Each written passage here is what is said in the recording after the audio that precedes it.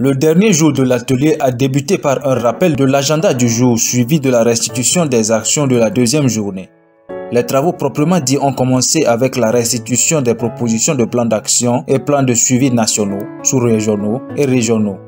Tour à tour, les pays représentés sont passés pour exposer ce qu'ils comptent mener comme action dans le cadre de la mise en œuvre de leur réforme foncière. À la suite de cela, une restitution générale de la conférence a été faite par M. Kipalou Patrick, puis l'assistance est passée à la rédaction de la déclaration finale de l'atelier à l'IN 2021 au Togo. La cérémonie de clôture est intervenue en deux étapes, notamment la lecture de la déclaration de l'atelier de Lomé par le Dr Bobo Baté Blao Dekessi et la cérémonie protocolaire de clôture. Représentant les institutions foncières et les organisations similaires menant des réformes foncières dans les pays tels que l'Afrique du Sud, le Burkina Faso, le Cameroun, le Ghana, le Kenya, le Libéria, le Malawi, le Mali, l'Ouganda, la République démocratique du Congo, le Sénégal, la Tanzanie et le Togo.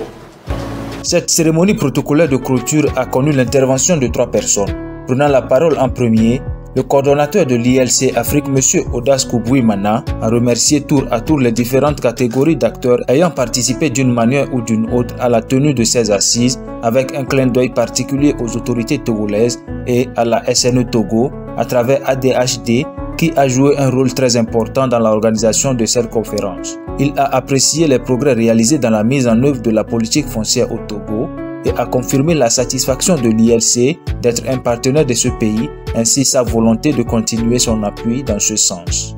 Intervenant à son tour, la présidente du RRI, Mme Solange Badiaki Badi, a fait savoir que les objectifs de l'atelier étaient atteints car durant les 3 jours de travaux, de fructueux échanges ont eu lieu et généré des opportunités pour promouvoir les droits fonciers communautaires.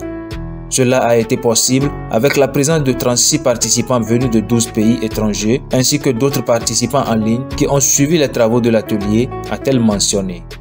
Poursuivant, la présidente du RRI a indiqué que l'atelier offre une opportunité pour sa structure et la Tenure Facility de collaborer avec le Togo qui est éligible pour la mise en œuvre d'un projet de contribution à la sécurisation à grande échelle du territoire national des terres communautaires. Ce faisant, des discussions seront menées avec le gouvernement et la plateforme multi-acteurs du pays.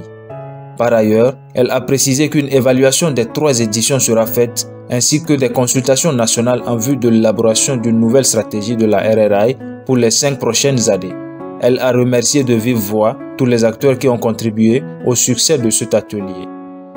Le directeur de cabinet représentant du ministre de l'Urbanisme, de l'Habitat et de la Réforme foncière, le Dr Komlan Edo, dans son discours de clôture, a témoigné la gratitude du ministre aux participants pour l'extrême richesse des échanges et discussions.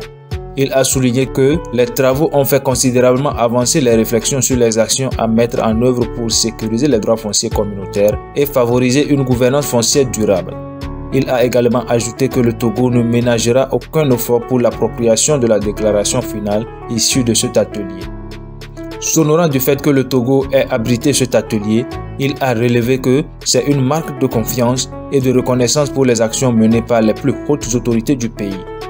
Réitérant sa gratitude à toutes et à tous, il a déclaré clos, au nom de M. le ministre de l'Urbanisme, de l'Habitat et de la Réforme foncière, les travaux de la 3e édition de l'atelier régional des institutions foncières nationales sur la sécurisation des droits fonciers communautaires en Afrique. Une conférence de presse a définitivement scellé les portes de la 3e édition de l'atelier régional des institutions foncières nationales sur la sécurisation des droits fonciers communautaires en Afrique. Rendez-vous est pris dans 2 ans dans un pays ayant manifesté leur intérêt dans l'organisation de cet événement.